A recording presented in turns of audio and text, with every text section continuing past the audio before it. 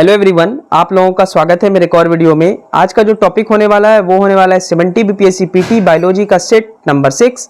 चलिए वीडियो की शुरुआत करते हैं। चैनल पे नए हैं तो चैनल को सब्सक्राइब कर लेंगे आप सब। अगर आपको इसका पीडीएफ चाहिए तो टेलीग्राम चैनल का लिंक मैं डिस्क्रिप्शन में दे दूंगा, जल्दी से ज्वाइन कर लेंगे आप सब और फ्री ऑफ कॉस्ट पीडीएफ पा सकते हैं। ठीक है, पिछले क्लास में हम सब न्यूक्लिक अम्ल तक पढ़े थे, जिसका दो प्रकार होता है, डीएनए और आरएनए। तो आज क्लास का शुरुआत डीएनए और आरएनए से करेंगे। इसमें डिटेल में हम सब डिस्कशन करेंगे कि डीएनए क्या होता है, आरएनए क्या होता है।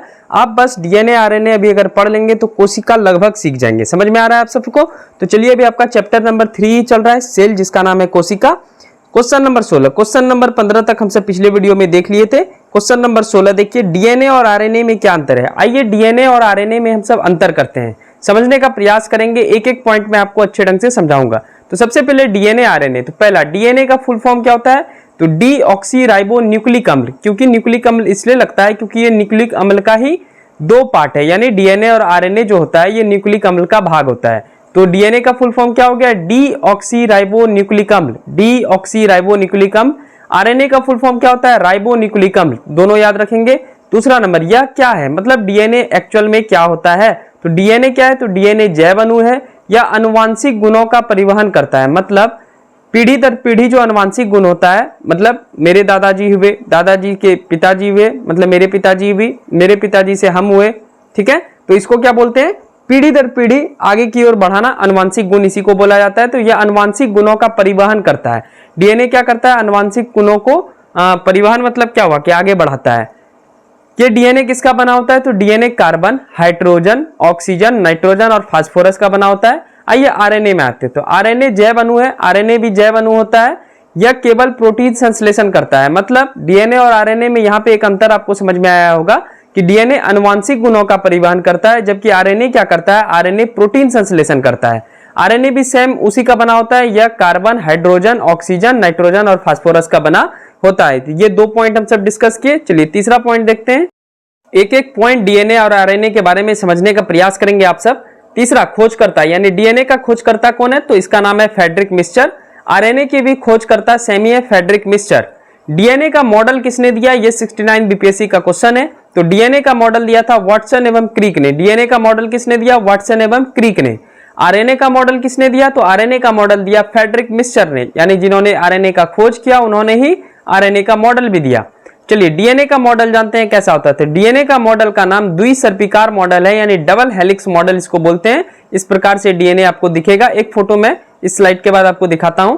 5, आरएनए का मॉडल का नाम एकल सर्पिकार मॉडल है, सिंगल हेलिक्स मॉडल होगा। यानी डीएनए का जो होगा इस प्रकार से होगा। एक फोटो आप सब देखिए, इस प्रकार से इसको डीएनए बोलेंगे। देखिए यहाँ पे डबल है, और सिंगल कैसा होगा? तो सिंगल ऐसा होगा, सिर्फ एक लाइन। तो इसको बोलेंगे आरएनए का मॉडल कैसा होगा? Single helix model. और डीएनए का मॉडल होगा double helix model. 6 number, DNA शब्द किसने दिया? तो जैकरिस ने दिया। डीएनए शब्द किसने दिया? जैकरिस ने। बहुत अंतर है इन तीनों में। खोजकर्ता कौन थे? Friedrich Miescher. डीएनए का मॉडल किसने दिया? वाटसन एवं क्रिक ने। डीएनए शब्द किसने दिया? तो जैकरिस ने दिया। ठीक है, आरएनए शब्द किसने दिया? तो फ्रेडरिक मिस्चर। तो आरएनए का मतलब फ्रेडरिक मिस्चर आप सब डायरेक्ट याद रख लीजिए, क्योंकि खोजकर्ता, मॉडल और शब्द जो है ये तीनों एक ही व्यक्ति द्वारा दिया गया था, जिसका नाम था फ्रेडरिक मिस्चर। लेकिन डीएनए में अलग अलग कहानी है। खोजकर्ता फ्रेडरिक मिस्चर है, मॉडल दिया वाटसन एवं क्रिक ने, जबकि डीएनए शब्द जो बोला, गुणसूत्र शब्द जो बोला, डीएनए शब्द जो बोला वह जैकरिस ने बोला। अब ये डीएनए क्या है? तो यह पॉलीन्यूक्लियोटाइड का बहुलक है, यह भी पॉलीन्यूक्लियोटाइड का बहुलक है, आरएनए भी। तो दोनों बात बराबर है। अभी और भी कुछ एलोबरेट करते हैं। 7 नंबर तक देख लिए, 8वां देखते हैं। चलिए नेक्स्ट देखते हैं 8वां नंबर। इसका न्यूक्लियोटाइड 3 चीजों का बना होता है। सबसे पहले डीएनए का देखेंगे, फिर आरएनए का देखेंगे, और थोड़ा बहुत अंतर मैं आपको समझाता हूं। तो डीएनए का न्यूक्लियोटाइड किसका बना होता है? 3 चीजों का बना होता है, जिसमें पहला आएगा शर्करा। ये इसमें यानी डीएनए में कैसा शर्करा पाया जाता है? तो डीऑक्सी राइबोज शर्करा पाया जाता है। दूसरा हो गया फास्फोरिक अम्ल, और तीसरा हो गया नाइट्रोजनी क्षारक। ठीक है, अब ये नाइट्रोजनी क्षारक जो डीएनए में होता है, इसके 2 प्रकार हैं। क्या क्या? प्यूरिन और पायरिमिडीन। याद रखेंगे, प्यूरिन और पायरिमिडीन। प्यूरिन में आएगा एडेनिन और ग्वानिन, और पायरिमिडीन में आएगा थाइमिन और साइटोसिन। ये हो गया आपका डीएनए का। आरएनए की ओर बढ़ते हैं। इसका भी न्यूक्लियोटाइड 3 चीजों का बना होता है। शर्करा में क्या आएगा? तो ये राइबोज शर्करा का बना होता है। डीएनए में क्या था? डीऑक्सी राइबोज, जबकि आरएनए में क्या है? राइबोज शर्करा का बना होता है। फास्फोरिक अम्ल इसमें भी रहता है, नाइट्रोजनी क्षारक इसमें भी रहता है, लेकिन इसमें थोड़ा सा अंतर है। क्या अंतर है? प्यूरिन तो सेम रहेगा, प्यूरिन में एडेनिन और ग्वानिन भी आरएनए में सेम रहेगा, जैसे डीएनए में है उसी प्रकार आरएनए में सेम रहेगा, लेकिन पायरिमिडीन में थाइमिन के जगह पे आरएनए में यूरेसिल आता है। याद रखेंगे, पायरिमिडीन में डीएनए में थाइमिन आता है, जबकि पायरिमिडीन आरएनए में यूरेसिल आता है, और साइटोसिन तो होता ही है। तो आरएनए किन तीन चीजों का बना है? राइबोज, फास्फोरिक अम्ल और नाइट्रोजनी क्षारक। नाइट्रोजनी क्षारक में हम सब प्यूरिन और पायरिमिडीन देखे। प्यूरिन में क्या क्या आता है? एडेनिन और ग्वानिन, और पायरिमिडीन में आता है यूरेसिल और साइटोसिन। डीएनए किसका बना होता है? ये भी तीन चीजों का बना है, शर्करा डीऑक्सीराइबोज, फास्फोरिक अम्ल और नाइट्रोजनिक क्षारक। नाइट्रोजनिक क्षारक में यहाँ पे भी दो आया, प्यूरिन और पायरिमिडीन। प्यूरिन में एडेनिन और ग्वानिन आया, और पायरिमिडीन में थाइमिन और साइटोसिन आया। ओवरऑल आपको क्लियर हो गया होगा। चलिए 9वां अंतर देखते हैं हम सब डीएनए और आरएनए में। चलिए 9वां अंतर हम सब देखते हैं डीएनए और आरएनए के बारे में। तो डीएनए कहाँ कहाँ पाया जाता है? तो डीएनए मुख्यतः 3 जगह पाया जाएगा, केंद्रक में, माइटोकॉन्ड्रिया में और प्लेस्टिड में। इसके अलावा आरएनए कहाँ कहाँ पाया जाता है? तो आरएनए 2 जगह पाया जाता है, केंद्रक में और कोशिका द्रव में। डीएनए हमेशा स्थायी होता है, आरएनए अस्थायी होता है। अब डीएनए जो है हाइड्रोजन बंध पाए जाते हैं, और आरएनए में भी हाइड्रोजन बंध पाए जाते हैं, लेकिन यहाँ पे 2 डिफरेंस है। देखिए, एडेनिन जो है वो थाइमिन के साथ द्विबंध के रूप में जुड़ा होता है, किसमें? डीएनए में। और डीएनए में ग्वानिन जो है वो त्रिबंध के जरिए साइटोसिन से जुड़ा होता है। लेकिन आरएनए की बात करें तो आरएनए में एडेनिन द्विबंध के जरिए थाइमिन, द्विबंध का मतलब हो गया बराबर, आप देख रहे हैं 2 लाइन, ठीक है, तो थाइमिन से जुड़ा होता है, जबकि यूरेसिल जो है यहाँ पे त्रिबंध के जरिए साइटोसिन से जुड़ा होता है। तो यहाँ पे बस थोड़ा बहुत अंतर है। डीएनए कहाँ पाया जाता है, आरएनए कहाँ पाया जाता है, हम सब समझ गए। चलिए नेक्स्ट देखते हैं हम सब। ये पूरा डीएनए आरएनए का अंतर जानने के बाद आपका प्रश्न नहीं छूटेगा एक भी एग्जाम में। डीएनए में हिस्टोन प्रोटीन पाए जाते हैं, आरएनए में हिस्टोन प्रोटीन नहीं पाए जाते हैं। आइए, डीएनए में हिस्टोन प्रोटीन एक्चुअल में क्या है? तो जीन के निर्माण में सहायक प्रोटीन को हिस्टोन प्रोटीन कहते हैं। देखिए, जीन जो है वो जीन से जो है डीएनए का एक भाग है। डीएनए का एक भाग क्या है? जीन है। और डीएनए जो है वो क्रोमोसोम का एक भाग है, ठीक है, यानी जीन से डीएनए गया और डीएनए से क्रोमोसोम का निर्माण हुआ, और क्रोमोसोम से हम सब का निर्माण होता है। तो अब हम सब जानेंगे क्रोमोसोम के बारे में। आइए देखते हैं क्रोमोसोम क्या होता है। तो ये फोटो आप देख लीजिए, इसी को बोलते हैं क्रोमोसोम। एक शिशु के निर्माण में क्रोमोसोम सहायक होता है। कैसे होता है? तो जीन जो है वो मानव में पाया जाता है, और जीन से क्या होता है? डीएनए बनता है, और डीएनए से क्रोमोसोम का निर्माण होता है, जिससे कि क्रोमोसोम से एक शिशु का निर्माण होता है। तो ये क्रोमोसोम का क्या है? फोटो है। चलिए क्रोमोसोम के बारे में हम सब डिटेल से पॉइंट वाइज समझते हैं। चलिए नेक्स्ट क्वेश्चन नंबर होगा 17। क्रोमोसोम यानी गुणसूत्र के बारे में बताइए। तो इसका निर्माण क्रोमेटिन से होता है। क्रोमेटिन से होता है क्रोमोसोम का निर्माण। यह धागे नुमा संरचना है, जैसा कि आप सब फोटो में देख रहे हैं, यह धागा के अनुसार होता है। यह डीएनए प्लस हिस्टोन प्रोटीन के बने होते हैं। बराबर प्रश्न पूछा गया है, यह डीएनए प्लस हिस्टोन प्रोटीन के बने होते हैं। अभी मैं आपसे बात ही कर रहा था कि जीन से जो है डीएनए का निर्माण हुआ, डीएनए प्लस हिस्टोन प्रोटीन से क्रोमोसोम का निर्माण हुआ, और क्रोमोसोम से हम सब का निर्माण हुआ। सिंपल सा बात है, यानी ये तीनों कारक सहायक हैं, जीन, डीएनए और क्रोमोसोम। इसकी खोज पुरकिंजे ने किया था।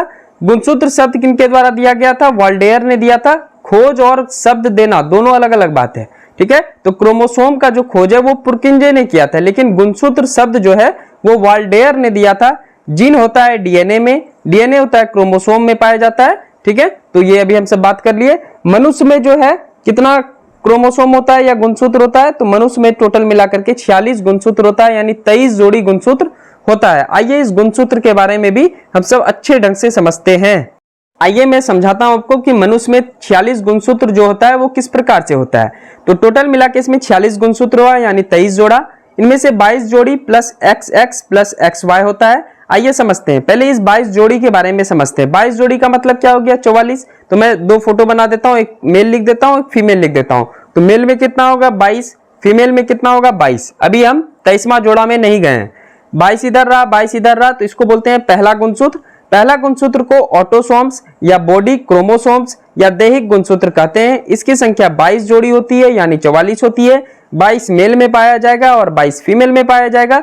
लेकिन आप मेल और फीमेल को कैसे आइडेंटिफाई करते हैं? तो उसके लिए जो बाद का बचा XX और XY, यही लिंग को डिसाइड करता है, ठीक है, मेल का लिंग और फीमेल का। तो दोनों का जो है लिंग जो है वो किससे डिसाइड होता है? इसी से डिसाइड होता है, जो 23वां गुणसूत्र है। तो फीमेल को किससे कोड करते हैं, XX से कोड करते हैं, और मेल को जो है XY से कोड करते हैं। तो मेल में XY चले गया और फीमेल में XX चले गया, इसलिए इसे सेक्स क्रोमोसोम या लिंग गुणसूत्र कहा जाता है। ठीक है, लिंग गुणसूत्र या सेक्स क्रोमोसोम कहते हैं क्योंकि इसमें XX है और XY है। बात समझ में आ गया होगा। 22 जोड़ी सेम पाया जाएगा, 22 जोड़ी जो है मतलब 22 मेल में और 22 फीमेल में सेम गुणसूत्र पाया जाएगा, एक ही गुणसूत्र पाया जाएगा, लेकिन मेल में XY गुणसूत्र होगा और फीमेल में XX गुणसूत्र होगा, इसलिए मेल और फीमेल एक जैसा नहीं दिखता है, दोनों के लिंग में अंतर होता है, इसी वजह से। बात समझ में हो गया होगा, क्लियर। चलिए अब बढ़ते हैं हम सब अगले क्वेश्चन की ओर। चलिए नेक्स्ट कोशिकांग पढ़ते हैं अब हम सब लाइसोसोम के बारे में। फिर इस वीडियो में हम सब लाइसोसोम तक देखेंगे, फिर अगले वीडियो में हम सब माइटोकॉन्ड्रिया की शुरुआत करेंगे। क्वेश्चन नंबर 18, लाइसोसोम के बारे में बताइए। तो लाइसोसोम का अन्य नाम टोटल मिलाकर के 4 नाम है लाइसोसोम का, चारों याद रखना है आप सबको। पहला आत्महत्या की थैली, एटम बम यानी कोशिका के लिए परमाणु बम, उसके बाद डिस्पोजल बैग यानी इसको बोलते हैं अपशिष्ट थैली, और कोशिका का सफाई कर्मी, यानी ये 4 बात जो है लाइसोसोम के बारे में कहा गया है। क्यों कहते हैं इसको आत्महत्या की थैली, ठीक है, बहुत इंटरेस्टिंग चीज है। क्यों कहते हैं इसको आत्महत्या की थैली, तो कोई कोशिकांग खराब हो जाए, कोई हानिकारक पदार्थ को कोशिका में प्रवेश कर गया है। पहला 2 बात समझ गए, क्यों इसको कहता है आत्महत्या की थैली, तो कोई कोशिकांग मान लेते हैं कि खराब हो गया है, आपके शरीर में कोई कोशिकांग खराब हो गया है, कोई हानिकारक पदार्थ को कोशिका में प्रवेश कर गया है, कोई हानिकारक पदार्थ कोशिका में प्रवेश कर गया है। 2 बात आप सब समझे। तीसरा पॉइंट देखिए, तीसरा पॉइंट कहता है कोई हानिकारक सूक्ष्म जीव कोशिका में प्रवेश कर गया है, तब ये लाइसोसोम क्या करता है। अगर ये 3 बात रहे तो इस स्थिति में लाइसोसोम इसके पास जाएगा और फट जाएगा, ठीक है, फट जाएगा और सभी हाइड्रोलैक्टिक एंजाइम इस पर उलझ देगा, जिससे इसका पाचन हो जाएगा। यानी आपका शरीर का कोई भी अंग कोशिकांग जो है वो खराब है, तो वहां पे लाइसोसोम स्वयं जाएगा और क्या करेगा, उसके पास जाकर के अपने आप फट जाएगा, और फटने की वजह से हाइड्रोलैक्टिक अम्ल उससे एंजाइम निकलता है। हाइड्रोलैक्टिक एंजाइम जब निकलेगा, एंजाइम का मतलब अम्ल होता है, हाइड्रोलैक्टिक अम्ल निकलने पर उस पर उलझ देगा, जिससे कि उसका पाचन हो जाएगा। यानी जो आपका सूक्ष्म जीव हो, खराब अगर कोशिकांग है, तो उसका पाचन कर लेगा कौन, लाइसोसोम। इसलिए लाइसोसोम को हम सब बोलते हैं आत्महत्या की थैली, या फट जाना, तो परमाणु बम की तरह फट जाता है, इसलिए इसको एटम बम भी कहा जाता है कोशिका के लिए। तो लाइसोसोम जो है, इसके बारे में 3 और बात, यह एकल झिल्ली युक्त संरचना है। कैसा है, तो यह एकल झिल्ली युक्त संरचना है। लाइसोसोम के खोजकर्ता डी ड्यूबे हैं। लाइसोसोम के खोजकर्ता कौन है, डी ड्यूबे हैं। लाइसोसोम जंतु कोशिका में पाए जाते हैं, ये याद रखेंगे आप सब, लाइसोसोम जंतु कोशिका में पाए जाते हैं। नेक्स्ट पॉइंट लाइसोसोम के बारे में, लाइसोसोम में क्या रहता है, तो इसमें जलीय अपघटन वाले सभी एंजाइम मौजूद रहते हैं। इसमें हाइड्रोलैक्टिक एंजाइम जलीय अपघटन भी रहता है, यही जाकर के क्या होता है कि खराब कोशिकांग के आगे फट जाता है और वहां पे उलझ देता है, मतलब उसके ऊपर गिर जाता है, जिस वजह से उसका पाचन हो जाता है। लाइसोसोम प्राय पादप कोशिका में नहीं पाए जाते हैं। प्राय मैंने इसलिए लिखा है क्योंकि कुछ पादप कोशिका में लाइसोसोम पाए जाते हैं, यहीं से इंटरेस्टिंग सब क्वेश्चन बन जाता है, ठीक है। पादप कोशिका में आपको लगेगा लाइसोसोम तो पाया ही नहीं जाता है, लेकिन 1-2 एक्सेप्शन भी तो हो सकता है, अपवाद भी तो हो सकता है, तो वही अपवाद है। देखिए कुछ पादप में लाइसोसोम पाए जाते हैं, जैसे कीट भक्षी में लाइसोसोम पाए जाते हैं। अब ये कीट भक्षी पौधा भाई क्या होता है, तो कीट भक्षी पौधा उसको बोलते हैं, या उस भूमि पे उगते हैं जहां नाइट्रोजन की कमी होती है, ठीक है, जहां नाइट्रोजन की कमी होती है, कीट भक्षी पौधा वहीं पे उगता है। उदाहरण के लिए मैं लिख दिया हूं नेफेथीन्स, ठीक है, ड्रैकुला, उसके बाद ट्रिकोलेरा, ये तीनों एग्जाम्पल हैं कीट भक्षी पौधे के। 3 कीट भक्षी पौधे बार बार एग्जाम में पूछे जाएंगे, नेफेथीन्स, ड्रोसेरा और यूट्रिकोलेरा, तीनों का नाम आप याद रखेंगे। बढ़ते हैं और भी कुछ पॉइंट लाइसोसोम के देखते हैं हम सब। चलिए नेक्स्ट कुछ पॉइंट लाइसोसोम के बारे में। जंतु कोशिका में लाइसोसोम कहां पाए जाते हैं, तो जंतु कोशिका में मुख्यतः 5 जगह लाइसोसोम पाए जाते हैं। पहला लार में पाया जाता है, दूसरा यकृत के कफर सेल में पाया जाता है। अब ये कफर सेल भाई क्या होता है, तो कफर सेल्स हानिकारक पदार्थ को खाने का काम करता है, यानी कोई व्यक्ति जहर खाता है तो कफर सेल्स उसको खाने का काम करता है। लेकिन कोई अगर आप हार्ड वाला जहर खा लेंगे तो फिर आप मर जाते हैं, लेकिन कोई नॉर्मल अगर पॉइजन चल गया, छोटा मोटा पॉइजन, तो आपके शरीर में कफर सेल होता है जो कि यकृत में पाया जाता है। तो यकृत में कफर सेल जो है वो उस जहर को खाने का काम करता है। तीसरा हड्डियों में ऑस्टियोक्लास्ट में पाया जाता है आपका लाइसोसोम, फिर पलीहा में पाया जाता है, और 5वां अग्नाशय में पाया जाता है आपका क्या, लाइसोसोम। तो जंतु कोशिका में लाइसोसोम पाए जाते हैं इस 5 जगह पे, हम सब देख लिए। पादप कोशिका में नहीं पाए जाते हैं, लेकिन कुछ पादप में पाए जाते हैं, जैसे कि कीट भक्षी पौधे में पाए जाते हैं। चलिए आज के क्लास को हम सब यहीं तक रहने देते हैं, क्योंकि माइटोकॉन्ड्रिया अगर अब से शुरू होगा तो उसमें कम से कम 10 से 12 मिनट का सिर्फ माइटोकॉन्ड्रिया ही आप सब सीखेंगे, तो इसलिए मैं नेक्स्ट वीडियो में आपको पढ़ाऊंगा। अभी सेल ही चलने देंगे। एक और वीडियो आई होप कि सेल का आएगा यानी कोशिका का आएगा, उसके बाद हम सब कोशिका विभाजन की ओर बढ़ेंगे, फिर देखेंगे आगे कौन सा चैप्टर आता है। ये सेट नंबर 6 था और चैप्टर नंबर 3 सेल यानी कोशिका। आई होप कि ये वीडियो आपको पसंद होगा तो चैनल को सब्सक्राइब कर लेंगे आप सब। अगर आपको इसका पीडीएफ चाहिए तो टेलीग्राम चैनल का लिंक मैं डिस्क्रिप्शन में दे दूंगा, जल्दी से ज्वाइन कर लेंगे और आप फ्री ऑफ कॉस्ट पीडीएफ पा सकते हैं। थैंक यू सो मच, मिलते हैं नेक्स्ट वीडियो में। Thank you.